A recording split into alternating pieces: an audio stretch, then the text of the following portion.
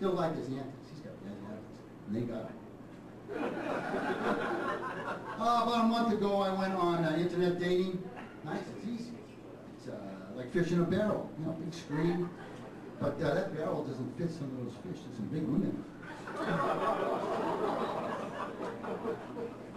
I hooked up with one, and we went to her place. And we were going along all right. A little wine, the usual. I'm feeling the vibrations. I think it's going to happen. I said, I'm going to get happy here in about half an hour. She says to me, you think you can find the G-spot? I said, oh, can I find the G-spot? Does a Shih Tzu shit? So we got busy. And I'm getting down, and she's going, no, up, left, right, up, down, around, back, down. Oh, Jesus Christ. This is, the G-spot's harder to find than like a hood release to a total 6 Scion.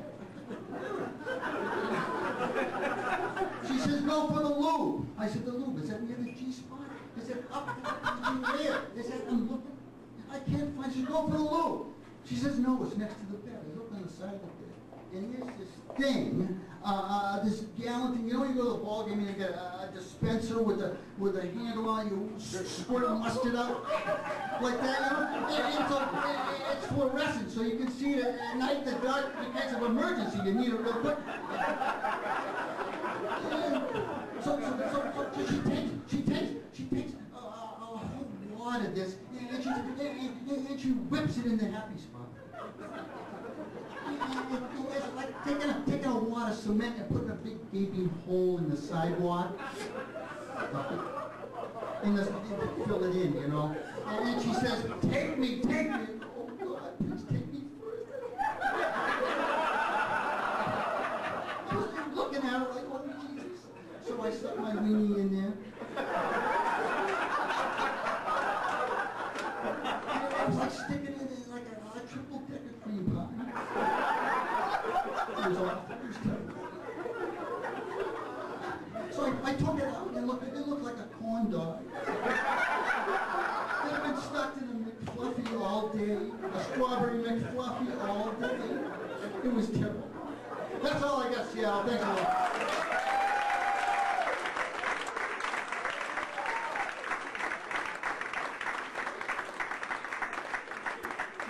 Ladies and gentlemen.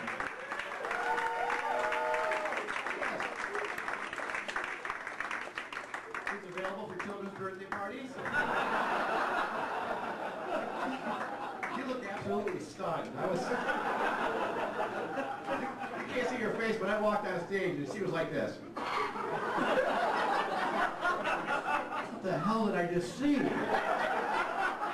Happy spot? Weenie? Come in for that bullshit. By the way, are those clinical terms? Are those in medical terms? All right. Ladies and gentlemen, next coming to the stage,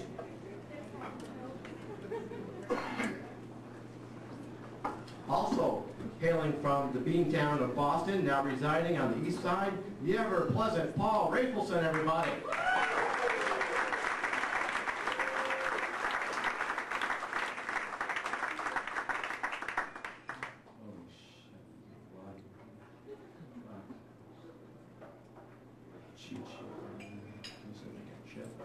How y'all doing tonight? Y'all doing good? Yeah. I'm good. Fuck you. Fuck you. I feel like shit. So, fuck you. Sorry, I'm a bit grumpy lately. I'm quitting smoking. You know, trying to get healthy and shit. Should have lost for that, dude. What the fuck you doing lost for? Thanks. Bunch of fucking pricks this audience. Seriously. So I quit smoking. I'm not doing it by myself though. I got these pills from the doctor. He gave me these pills, and you take them, and you don't want to smoke no more. So sorry, I don't mean to bog you down with technical shit, but so he gave me these pills. So what I found out about that though is that it's actually it's just like this really high dose of antidepressants. That's all it is.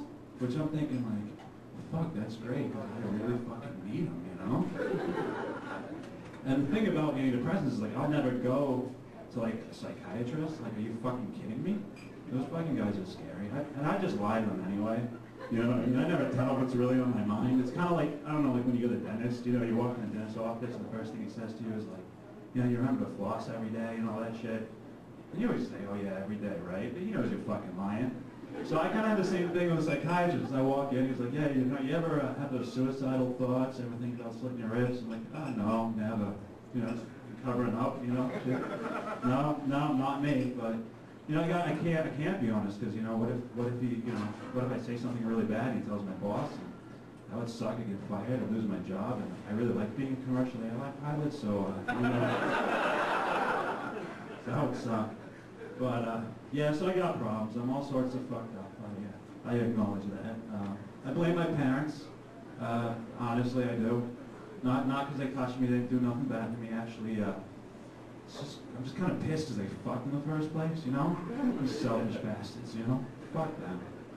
Think about someone else, pricks. So, but you know what? My parents aren't too bad. Financially, they sorted me out pretty good. Me and my brother, we got this nice little inheritance, kind of lined up. I think depending on how this whole economy turns out, we're looking at like $1.4 $100. So we're excited. In fact, we were talking. I was talking to my brother the other day, and we were saying like we should do something. You know, give something all back. You know, we're so fortunate. Start like a charity. You know, some money.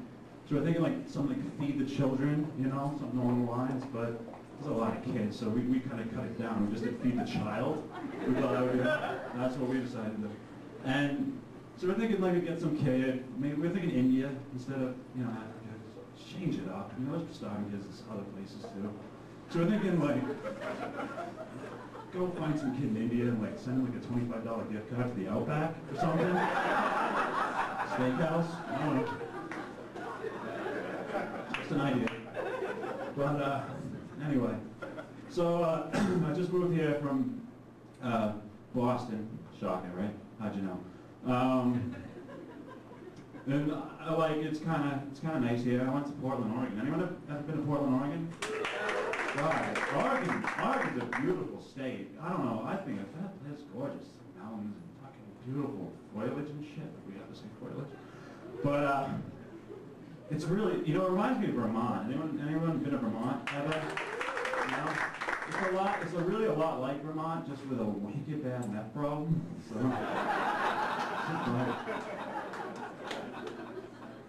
but I have to admit, I'm a little bit homesick being here. There's certain things about Boston I miss. I miss Boston girls. I don't know. There's something about them. Nothing against Seattle girls. Like, you know, you're great, but Boston girls just, I don't know, they got their priorities in line. You know, like, my last girlfriend up in Boston, she was really good. She'd always insist that we'd, like, fuck doggy style in front of the TV so we could both watch the Sox, you know? Fucking genius, right? I never would have thought of that. Of course, I've been watching TV, so I don't give a shit. And the other thing I like is, you know, the Boston girls are just hot, you know? They know what to say in bed, they know how to get you going. You know, like, so like my girlfriend up there, she used to say some really fucked up shit in bed, but she'd always be like, come on baby, fuck me like I'm Tom Brady. I mean, is that hot or is that hot? Do you know what I'm saying? I thought it was. So, in fact, she, you know, sometimes she would say shit, like just some really fucked up shit. I tell you, I'd be fucking done before she could finish saying Theo Epstein. Nobody knows who that is. So, but in Seattle, I just haven't had the same sort of luck. It's just a totally different scene. In fact, the last girl I was with in Seattle, what did she say? It was oh yeah, get off me, I'm calling the cops. That's it. Have a good night, that's my show. Take care.